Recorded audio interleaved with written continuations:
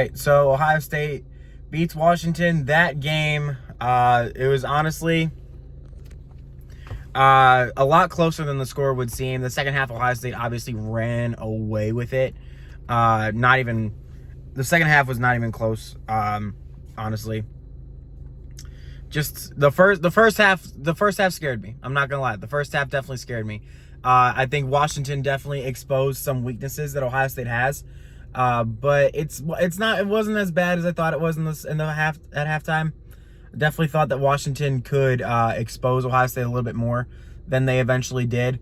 But to Ohio State's credit, they shut down Washington's offense. And that defense, I don't think there is an argument right now for a better defense in the country. I really don't. Ohio State lost so many players on that defense from last year, and the fact that they are even being considered as one of the better defenses in the country is an extraordinary accomplishment. And that bodes well for the Ohio State's future with and without Caleb Downs. Like, it is insane how bright the future looks for Ohio State, especially next year when Ohio State should be even more dangerous than they are right now with Jeremiah Smith, and that would most certainly be his last year as a Buckeye, like barring any injury or anything like that. Obviously, Julian Sayin not being a first-year starter, that bodes well for Ohio State's offense. The majority of Ohio State's defense will probably be back. We'll see though. But anyways, that was a dominating second half by Ohio State. Jeremiah, and that's exactly what I said Ohio State should do. They came out and did it on the first drive. The first drive, they ended up doing it. Give the ball to Jeremiah Smith and make that Washington defense stop you. And they couldn't.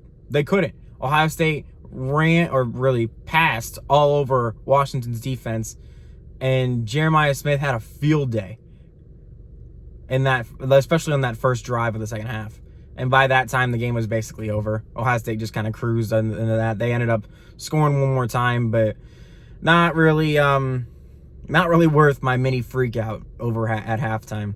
Definitely thought that this was going to be a trap game. In the first half, it was. The environment was definitely giving Julian Sayin some problems, but like I said, he settled in. He made some throws. He had a really good second half, and I'm really, really excited for Julian Sayin, because if that's the way Julian Sayin performs in his first road game versus a quarterback like Bryce Underwood and how he performed in his first road game, and I know that's different, considering, Michigan played Oklahoma in Underwood's first road game, and Ohio State played Washington, but you get the point. Definitely great signs for Ohio State. Still going to be number one in the country.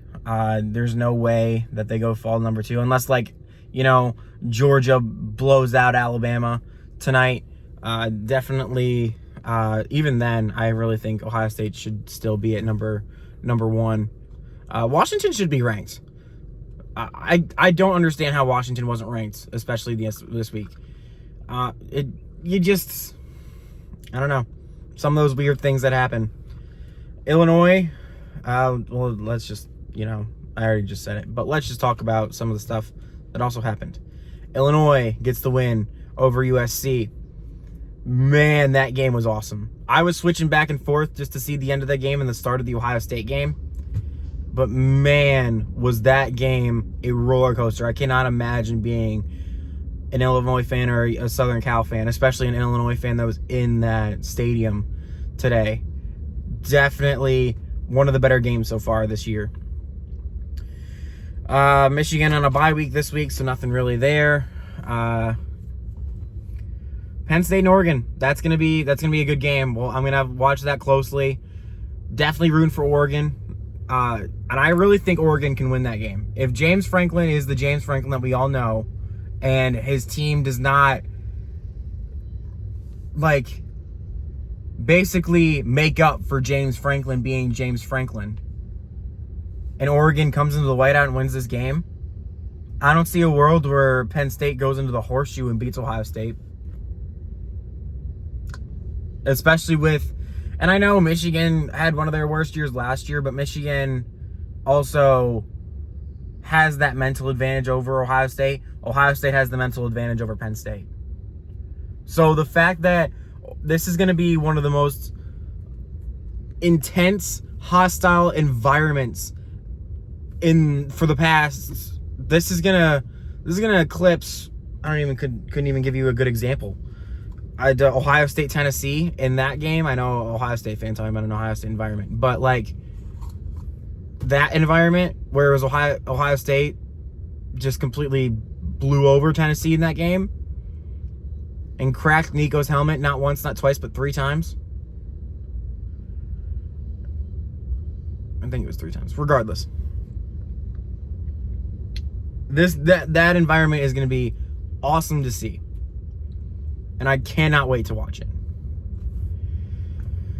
But yeah, nothing really else there. Ohio State dominates in the second half. I'm still nervous about that run game, offensively and defensively. Definitely think that Bo Jackson is a great running back, but he's also a freshman. And not even just a freshman, he's not even a redshirt freshman. He's a true freshman. So he's going to have some growing pains, just like Travion Henderson. So we got to see what happens there. But man, does he have a bright future. The offensive line, they played good in pass protection. Run blocking was not great, but it really hasn't been all year. Run defense definitely got gashed, especially in the first half. Run defense got gashed. But they had a really good game plan of containing the quarterback.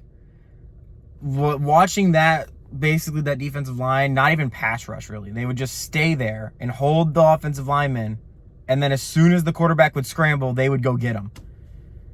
I think they gave up maybe 1 good scramble, and that was in the first half. So yeah, Ohio State dominates Washington, and especially in the second half. I'll be back here for post-game against maybe even halftime. I might do a halftime video considering what the score is, but if it's a blowout by halftime, I'll just do a post-game. We'll see. For Browns and Lions, should be real fun. Till next time, OH, and especially, go Dogs.